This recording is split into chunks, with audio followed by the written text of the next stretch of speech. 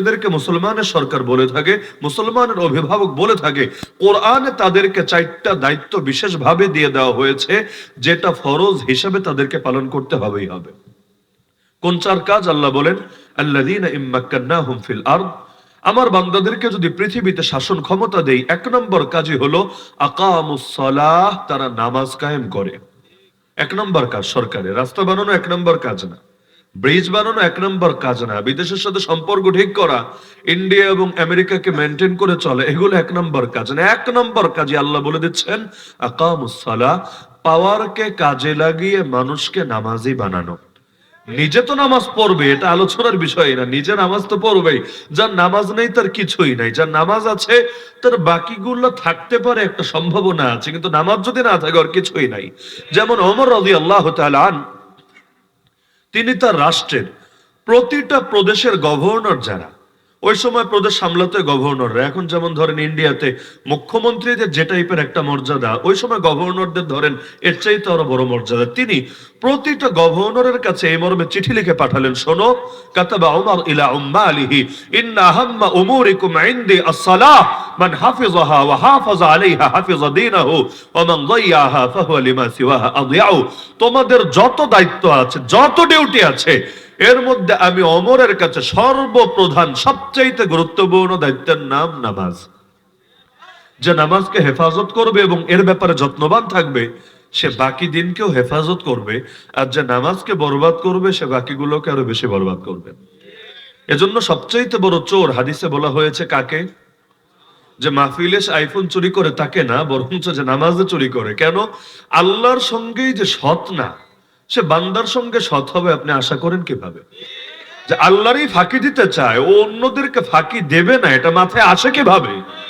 যতই পুলিশ বাড়ান, যতই বিচার বিভাগকে ঢেলে সাজান, মানুষের দিলে যদি আল্লাহর ভয় ঢোকাতে না পারেন, ওই দেশকে কিছুতেই শান্তির দেশে পরিণত করা সম্ভবই না। কিয়ামতের একটা আলামত হলো পুলিশ বেড়ে যাবে। আল্লাহ রাসূল বলেছেন তাকসুরু শুরতা, পুলিশ বেড়ে যাবে কিয়ামতের আলামত। আচ্ছা কেন পুলিশ বাড়া কিয়ামতের আলামত কেন? যারা পুলিশে চাকরি করে এরা তো শুনলেও কেঁপে উঠবে, হুজুর কি বললেন এটা? আমরাই কিয়ামতের আলামত? হ্যাঁ, পুলিশ বাড়া কিয়ামতের আলামত হবে এই কারণে, পুলিশ কখন বাড়ানো লাগে? দেশের সবাই জামানার হাসান বসরি হয়ে গেলে, তাই না? সবাই ভালো মানুষ, একজনেরও কোনো পাপ নাই, কোনো অপরাধ নাই, পুরো দেশে সবাই আলিফের মতো সোজা, তখন তো পুলিশ বাড়ানো লাগে নাকি? নাকি উল্টা?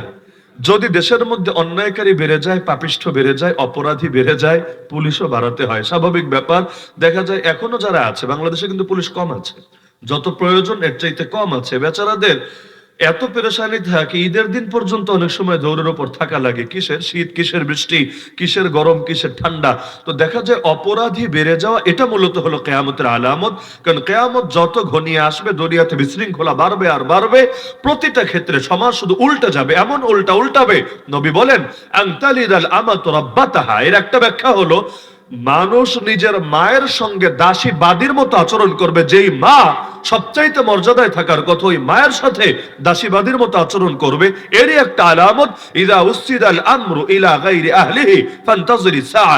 নবী বলেন যখন দেখব অযোগ্যদের হাতে দায়িত্ব হস্তান্তর করা হয়েছে, অযোগ্যদের হাতে। এখন যোগ্যকে আর অযোগ্যকে এটা আবার ঠিক করবে কে? এই মানদণ্ড ঠিক না হলে ঝামেলা আছে। কোনটা সঠিক, কোনটা ভুল, কোনটা নৈতিক, কোনটা অনৈতিক, কে যোগ্য কে অযোগ্য, মানে এটা আপনি নির্ধারণ করবেন কি দিয়ে? ওই বাংলায় বলে না, এক এলাকার বলি আর এক এলাকার গালি। যেমন আপনাদের এলাকায় আমি জানি না, তবে আমি ধারণা করি কেউ যদি মায়ের সাথে তুই তোকারি করে, সবাই এটাকে গালি হিসাবেই দেখবে, খারাপ হিসাবেই দেখবে। কিন্তু আমাদের এক ক্লাসমেট ছিল, বাড়ি কুড়িগ্রাম, কুড়িগ্রামেরও একটু গ্রাম সাইডে। দেখা যেত মায়ের সাথে ওই ফোনেও যখন কথা বলতো, তুই তুই ছাড়া কোনো শব্দ নেই, তুমি আপনি জীবনেও না, একদম ডাইরেক্ট তুই, মা তুই কেমন আছো ইত্যাদি শব্দ। তো এখন প্রথমে শুনলে আমাদের কেমন লাগতো, মায়ের এভাবে কথা বলে মনে হচ্ছে বেয়াদবি করছে। পরে বুঝলাম না, আমাদের আপনিতেও হয়তো অত মহব্বত নাই, তার তুইর মধ্যে যে মহব্বত আছে। ওই এলাকার চলন এটা। তো এখন এলাকা ভেদে তো ভিন্ন হয়। অনেকে জিজ্ঞাসা করে আল্লাহকে কি বলে দোয়া করব, আপনি বলে দোয়া করব না তুমি বলে দোয়া করব? বিষয়টা আসলে আপেক্ষিক, এটা ফতোয়া দিয়ে চাপায়া দেওয়ার জিনিস না। সবাই আপনি বলতে হবে বা সবাই তুমি বলতে হবে। কারো তুমির মধ্যে এত মহব্বত থাকে, অনেকের আপনির মধ্যেও যে মহব্বত নাই। আমাদের সিলেটে গেলে দেখবেন সিলেটে ছোটরাও বড়দেরকে তুমি করে সম্বোধন করে। আপনজনদেরকে, পরদের না করলে আপনজনদেরকে তুমি বলে সম্বোধন করে। এ কারণে না যে ছেলেটা বেয়াদব, বাপ মা আদব শেখায় নাই, বরং তাদের সিস্টেমে এটা। রোহিঙ্গারা দেখবেন স্বামীরে বা বাপ মারে তারা কিভাবে বলে, যদি বড় কেউ হয় তাকে সম্বোধন করে তাহলে চন্দ্রবিন্দু লাগিয়ে বলে তুই, নাকে গুন্নার সাথে তুই। আর যদি ছোট কেউ হয় তাহলে তুই। মানে এখন উচ্চারণ শুনলে বুঝবে এটাকে নাক দিয়ে বের হলো না মুখ দিয়ে। যদি নাক দিয়ে বের হয় তাহলে সম্মানের, আর যদি মুখ দিয়ে বের হয় চন্দ্রবিন্দু ছাড়া, গুন্না ছাড়া, তাহলে বুঝবে যে না, এটা হলো এমনি ছোট কাউকে বোঝাচ্ছে। তাহলে আসলে ভালো কোনটা, মন্দ কোনটা, নৈতিক কোনটা, অনৈতিক কোনটা, যোগ্য কে অযোগ্য কে, আপনি বুঝবেন কি দিয়ে? এগুলো ঝামেলা হওয়ার কারণে আজকের যুগে অনেক নীতিও গেছে উল্টে। যেমন ধরেন একটা উদাহরণ দেই, এটা কাউকে হেয় করার জন্য না বা কাউরে পাম দেওয়ার জন্য না। আপনাদের মনে থাকার কথা, ফ্রান্সের প্রেসিডেন্ট এসেছিল বাংলাদেশে গত কয়েক বছর আগের কথা। কি নাম? ইমানুয়েল ম্যাক্রো, আর ফি রিওয়ায়াতিন উখরা ইমানুয়েল মাখো। মানে পত্রিকায় কেউ কেউ ম্যাক্রো লেখে, কেউ কেউ মাখো লেখে, এখন উচ্চারণ যেটাই হোক।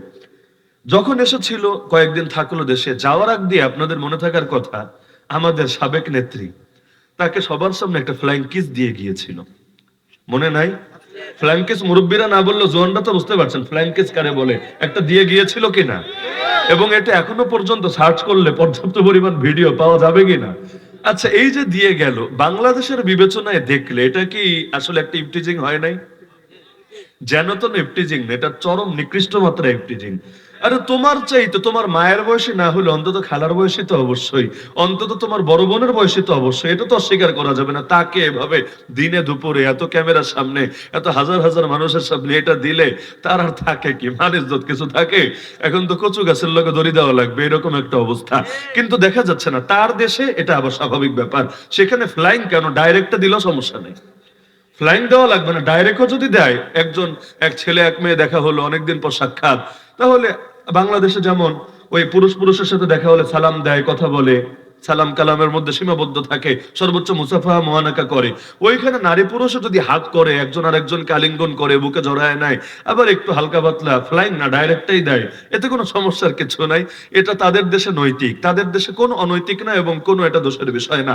কিন্তু তাদের কাছে নৈতিক, কিন্তু বাংলাদেশে এমনকি ইসলাম নেই, দেশে অন্য ধর্মের লোকদেরও জিজ্ঞাসা করেন যে কাজটাকে নৈতিক ছিল না অনৈতিক ছিল, বলবে অনৈতিক। তার মানে কি বুঝলেন? যে নৈতিকতা এবং অনৈতিকতার মানদণ্ডে ভিন্নতা আছে। এই এলাকায় একটা নৈতিক, আর এক এলাকায় সেটা অনৈতিকও হতে পারে। এজন্য মানদণ্ড কেউ যদি ইসলামকে না বানায়, মূল্যবোধের ক্ষেত্রে কেউ যদি ইসলামকে মাপকাঠি না বানায়, সে কোশ্চেন কালেও পরিপূর্ণ মুসলিম হওয়া সম্ভবই না। বাংলাদেশে বিগত দিনে অনেকগুলো বইয়ের নাম পরিবর্তন হয়েছে। আপনারা যখন ছোটবেলায় পড়ালেখা করেছেন বা আমরাও দেখেছি, নাম ছিল ইসলাম শিক্ষা, একটা বইয়ের নাম ছিল না? আমি স্কুলে পড়ি না, স্কুলের বারান্দায় আমি কোনোদিন পা দেই নাই, তবে বই দেখেছি, নাম ছিল ইসলাম শিক্ষা বই। কিন্তু বিগত দিনে বইয়ের নাম দেওয়া হয়েছে ইসলাম ও নৈতিক শিক্ষা। বলবেন হুজুর কি সমস্যা হয়েছে, একটু নামটা লম্বা করেছে? নাম এমনি এমনি লম্বা করে না, নামের ক্ষেত্রে যত ছোট রাখা যায় এটা স্মার্ট। নাম লম্বা করার মধ্যে একটা বার্তা থাকে। এক বইয়ের নাম পাল্টায় নেই, কয়েকটার পাল্টিয়েছে। ইসলাম ও নৈতিক শিক্ষা, হিন্দু ধর্ম ও নৈতিক শিক্ষা, বৌদ্ধ ধর্ম ও নৈতিক শিক্ষা, খ্রিস্ট ধর্ম ও নৈতিক শিক্ষা। আপনি বলতে পারেন হুজুর এতে কি সমস্যা? কিন্তু একটা ব্যাকরণিক সমস্যা আছে। সেটা কি? আমি একটা উদাহরণ দিলে যারা জীবনে পড়ালেখা করেন না আরো বুঝবেন ইনশাআল্লাহ। আমি দুইটা বাক্য বলি আপনাকে। একটা বাক্য হলো, ধরেন আমি বললাম আমার ভাই রাশেদ এসেছে। এই বাক্যটা বললাম, আমার ভাই রাশেদ এসেছে। কি বুঝলেন আসলে কয়জন লোক আসছে? একজনই। সে কে? সে রাশেদ। রাশেদটা কে? আমার ভাই। আমার ভাই যে রাশেদ ও সে, লোক কিন্তু দুইজন না, লোক কয়জন? কিন্তু আমি যদি বলি আমার ভাই এবং, অথবা আমার ভাই ও রাশেদ এসেছে, কি বোঝা গেল আসলে কয়জন আসছে? দুইজন। আমার ভাইকে আলাদা, আমি তার নামটা বলি নাই। আর রাশেদকে, এইটাও আমি এখানে বলি নাই, হতে পারে আমার আপনজন, হতে পারে অচেনা কেউ। কিন্তু এই ও শব্দ এবং শব্দ আরবিতে বলে আল আতফু ইয়াক্তাজি তাগায়ুর। যে কোনো আলেমকে জিজ্ঞাসা করেন, আরবি উসুলুল ফিকহের মূলনীতি এটা, ব্যাকরণের ক্ষেত্রেও মূলনীতি এটা। যদি মাঝখানে এবং আসে, ও আসে, তাহলে বোঝা যায় আগেরটা আলাদা, পরেরটা আলাদা। হ্যাঁ, দুটোর মধ্যে কোনো দূরবর্তী সম্পর্ক থাকলে থাকতে পারে, তো বাহ্যিকভাবে দুইটা এক জিনিস না, দুইটা ভিন্ন জিনিস। তাহলে যখন বললাম ইসলাম ও নৈতিক শিক্ষা, কি বোঝা গেল? ইসলাম আলাদা, নৈতিকতা আলাদা। বোঝা গিয়েছে কিনা বলেন?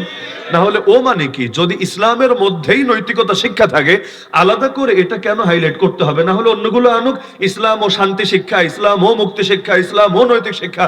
বলবে হুজুর এগুলো বলা লাগে না, শান্তি মুক্তি ইনসাফ কল্যাণ সব আছে। তো সব যদি থাকে নৈতিকতা নাই, নৈতিকতা যদি থাকে আলাদা করে মেনশন করা লাগবে কেন? তো সবগুলো বইয়ের মধ্যে। তার মানে সেকুলার চেতনা এখানেও ঢুকেছে।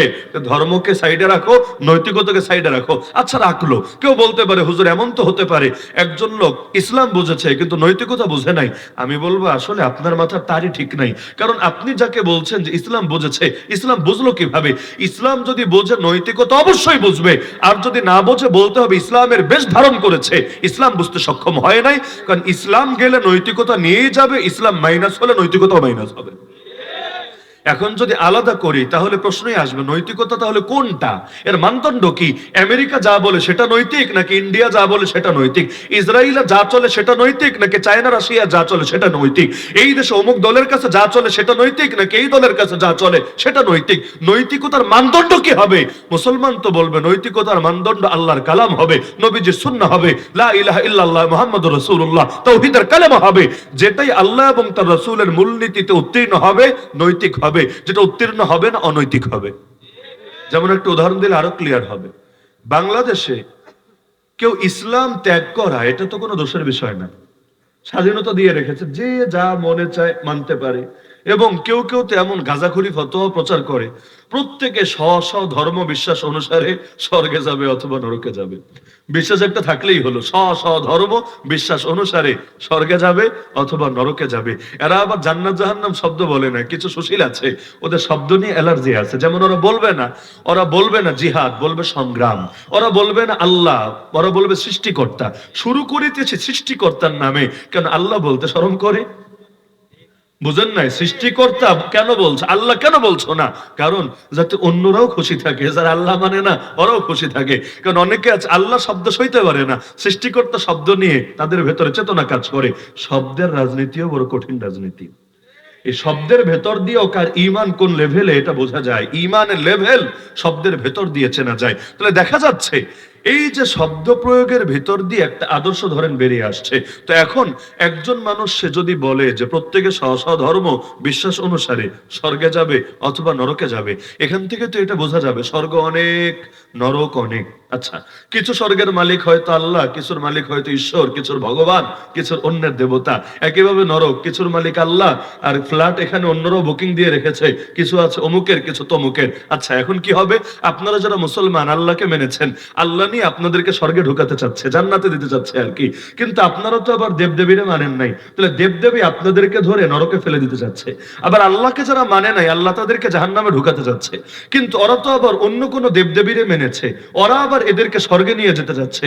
কি অবস্থা হবে? এক লোকের নিয়ে তো কয়েকদিকে টানাটানি লাগবে। দেশে দুই সরকার থাকে না, সরকার একটাই থাকে। দেহে দুই মাথা থাকে না, মাথা একটাই থাকে। কারণ দুই মাথা হলে কোন মাথার কমান্ড শরীর নিবে?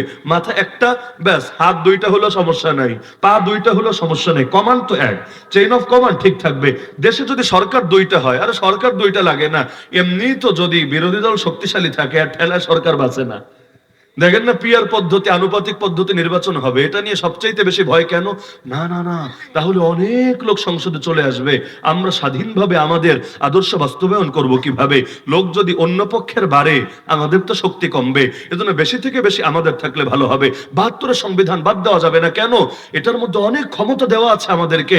এখন যদি ক্ষমতা সীমিত হয়ে যায় তাহলে তো সবকিছুই ভেস্তে যাবে। তো সবকিছুর মূলে একটা ক্ষমতার ব্যাপার স্যাপার থাকে কিনা? থাকে। এটা আপনার ঘরেও থাকে। আপনার ঘরেও আপনি চান আপনার কথাই চূড়ান্ত, আপনার উপরে কেউ নাক না গলা, কেউ আপনার উপর বড় কথা না বলুক, এইরকম একটা মানসিকতা সবার ভেতরে আছে।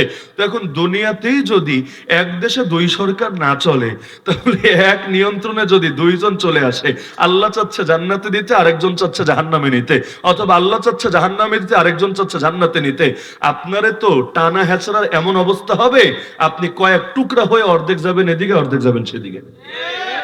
না কপালে জান্নাত জুটবে না জাহান্নাম জুটবে। বাংলাদেশে একবার হয়েছিল, এয়ারপোর্টে এক লোক এসে নেমেছে, বিদেশে থাকতো, অনেক বছর পর এসেছে।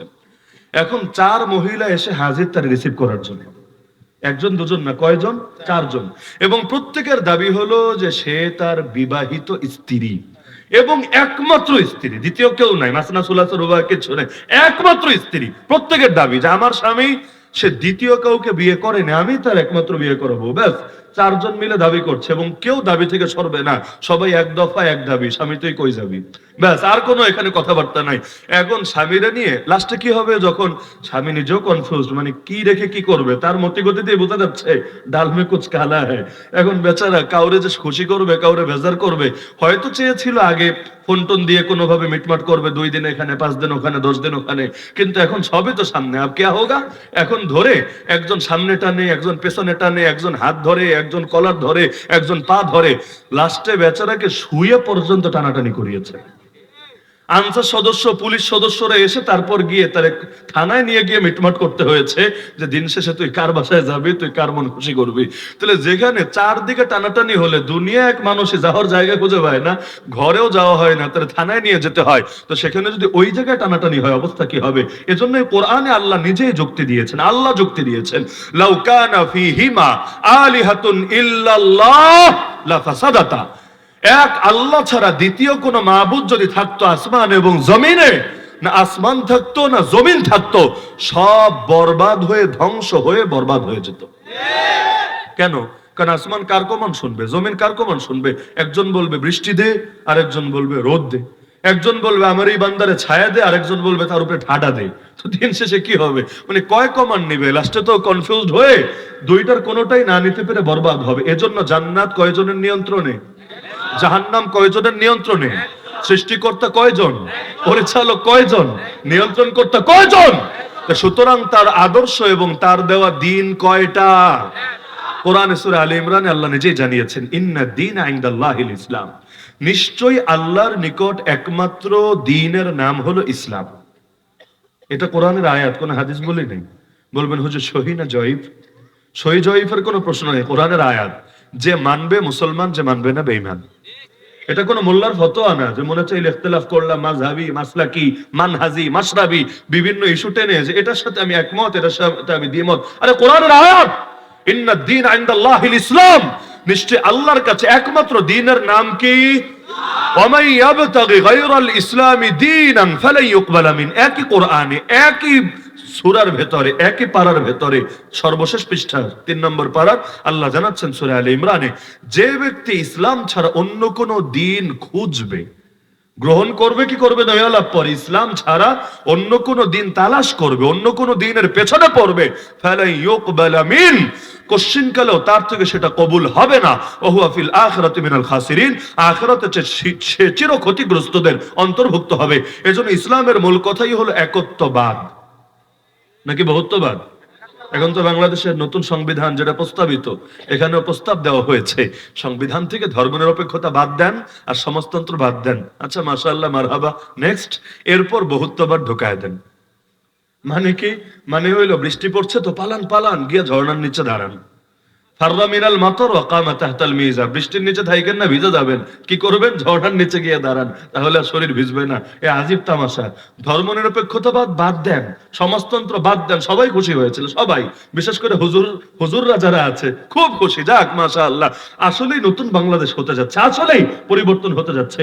পরে যখন দেখলো বহুত্ববাদ আসতে যাচ্ছে, এটা আবার কি জিনিস, এমনকি কোঠা বেড়ে যাচ্ছে, কোঠা প্রস্তাবনায় আছে, আর কি পাস হবে কি হবে না সেটা পরের আলাপ, তো প্রস্তাবনায় আছে কোঠা বেড়ে যাচ্ছে। কি?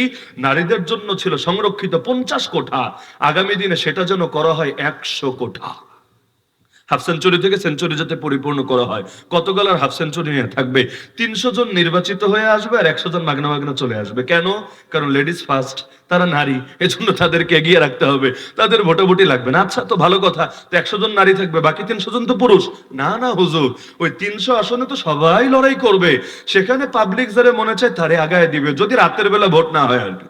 আর যদি এমন হয় যে ঘুম থেকে ওঠার আগেই কাম হয়ে গেছে, শুভ কাজে দেরি করতে নাই, বাংলায় বলে শুভ কাজে দেরি করতে নাই, আর শেষ রাতে নাকি আল্লাহ দুনিয়ার নিকটবর্তী আসমানে চলে এসে বান্দাকে ডাকে, বান্দা তোর কি লাগবে বল। তো কিছু লোক চিন্তা করে শুভ টাইমে শুভ কাজ যদি করা যায় আল্লাহ তাআলা রাজি হবেন, আল্লাহ তাআলা খুশি হবেন।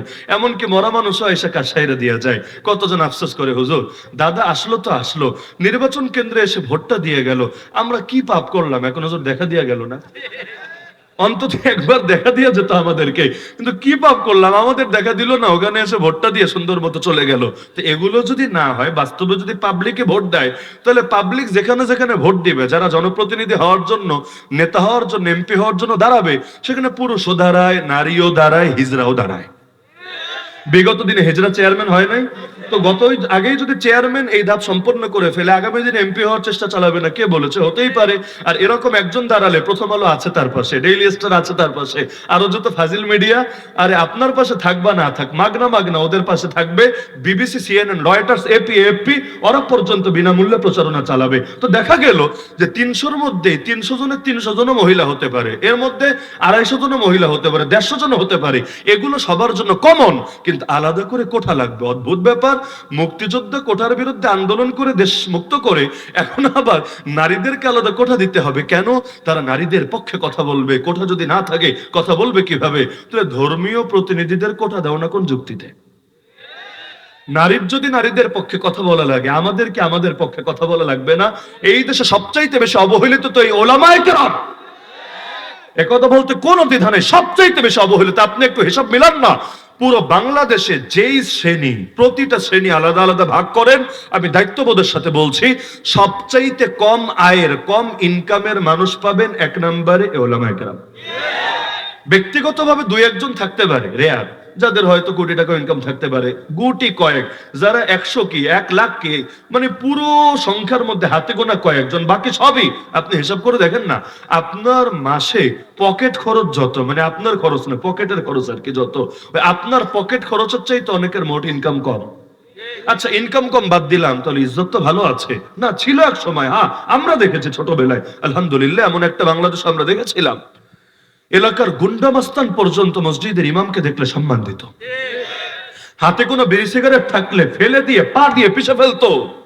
কিন্তু এমনকি বেপরদা নারী পর্যন্ত হুজুর আসতে দেখলে আস্তে করে মাথার উপর ওড়না দিয়ে আড়ালে চলে যেত। দেখতে দেখতে কয়েকটা বছরের মধ্যে এমন পরিবর্তন হওয়া হলো, এখন আলেমের গায়ে হাত তুলতে পর্যন্ত বুক কাঁপে না। আলেমের হাতে হ্যান্ডকাপ লাগিয়ে বছরের পর বছর কারাগারে ফেলে নিয়ে রাখলে পর্যন্ত বুকটা কাঁপে না। আরে কত আলেম লাশ হয়ে বের হয়েছে কারাগার থেকে। আরে শুধু 1-2 জন না, আমাদের চোখের সামনে, যেমন নারায়ণগঞ্জের এক আলেম ছিলেন মাওলানা ইকবাল, 2021-এ গণগ্রেফতারির সময় আমাদের সঙ্গে গ্রেফতার হয়েছেন। আল্লাহর বান্দা, খালি ওদের পা ধরা বাকি রেখেছেন। একে তো আগ থেকে অসুস্থ, হাই প্রেশারের রোগী, ডায়াবেটিসের সমস্যা, বহু রোগ, এর মধ্যে এত নির্যাতন করেছে, এখন তার জরুরি ভিত্তিতে চিকিৎসা করা দরকার। ঢাকা কেন্দ্রীয় কারাগারে ঢুকছিলেন, তিনি তাদেরকে বারবার বলছিলেন, চিকিৎসা যদি নাও দেন, অন্তত ফ্যামিলি যে বারবার এসে ওষুধ পৌঁছানোর চেষ্টা করছে, ওষুধগুলো ভেতরে ঢুকায় দেন। তাদের একই কথা, এখন করোনার টাইম, ফ্যামিলির সাথে সাক্ষাৎ চলবে না, বাইরের কোনো জিনিস ভেতরে ঢুকতেও দেওয়া হবে না। যদিও নিয়মিত বিড়ি সিগারেট থেকে শুরু করে গাঞ্জা, ইয়াবা, ফেন্সিডিল সবই জেলে ঢোকে। জেল তো স্বর্গরাজ্য মাদকের জন্য, টাকা থাকলে সবই চলে, তাহলে সবই ঢুকবে। তার ওষুধগুলো ঢুকতে দেওয়া হয় নাই, তাকে চিকিৎসাও দেওয়া হয় নাই করোনার অজুহাতে। অবশেষে আমাদের চোখের সামনে আল্লাহর বান্দা কাতরাতে কাতরাতে শেষ নিঃশ্বাস ত্যাগ করে লাশ হয়ে বের হয়েছে। আজও পর্যন্ত তার নামটাও কেউ মুখে আনে না, কেউ সরি বলার কোনো গরজ অনুভব করে না। অথচ আলেমের প্রাণের দাম নাই, এখানে তোমার প্রাণের দাম আছে। আল্লাহর কাছে কি জবাব দিবে কিয়ামতের ময়দানে, যখন সে থাকবে বাদীর কাঠগড়ায়, তোমাকে দাঁড় করানো হবে বিবাদের কাঠগড়ায়। মাজলুমের বদদুয়া আল্লাহ সব মাফ করলেও মাজলুমের বদদুয়া আল্লাহ মিস করে। ইত্তাকি দাওয়াতাল মাজলুম ফাইন্নাহু লাইসা বাইনাহা ওয়া বাইনাল্লাহি হিজাব। আমি আজও মনে করি, যত আন্দোলন সংগ্রামের কথা বলেন, আমি আজও মনে করি ওলামায়ে কেরামের যে বদদুয়াগুলো ওদের উপর গিয়ে পড়েছে, বিশেষ করে কারাগারে গভীর রাতে আমরা যে বদদুয়াগুলো শুনতাম, অন্য টাইমের সব বাদ দেন, রাত 2টা, 3টা, 3:30, 4টা, এরকম টাইমে বুড়া বুড়া আলেম, যাদের কেউ আমাদের বাপের বয়সী, ওই শেষ রাতে উঠে জায়নামাজ বিছিয়ে তাহাজ্জুদ পড়ে হাত দুটো তুলে যখন চিৎকার একটা দিত, আল্লাহ, ওই শব্দগুলো শুনলেই কলিজায় মোচড় দিয়ে উঠতো। আর তখনই দিল সাক্ষ্য দিত, এই বদদুয়া যার উপর পড়বে, এর লোড নেওয়ার ক্ষমতা তার কিছুতেই থাকবে না।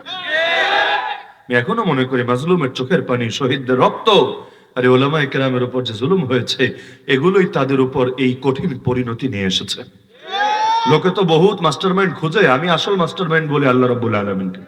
দুনিয়ার কেউ মাস্টার মাইন্ড না, মানুষ তো ওসিলা। আল্লাহ যখন যাকে ইচ্ছে ওসিলা বানাতে পারেন। কখনো ল্যাংড়া মশাকে ওসিলা বানিয়েছেন, কখনো আল্লাহ আবাবিল ঝাঁকে ঝাঁকে আসা পাখিকে ওসিলা বানিয়েছিলেন।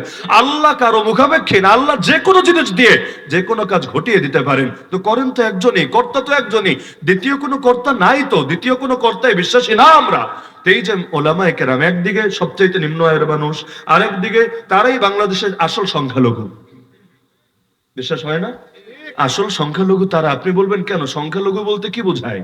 যে তাদের অধিকার বঞ্চিত, তারা পিছিয়ে পড়া জনগোষ্ঠী, ইত্যাদি ইত্যাদি যত ব্যাখ্যা দেন না, দেখবেন সবগুলো ব্যাখ্যা অনুসারী সব চাইতে যাদের নাম আগে আসবে তারাই এরা। ইসকনের কি? ইসকনরে বলবেন সংখ্যালঘু?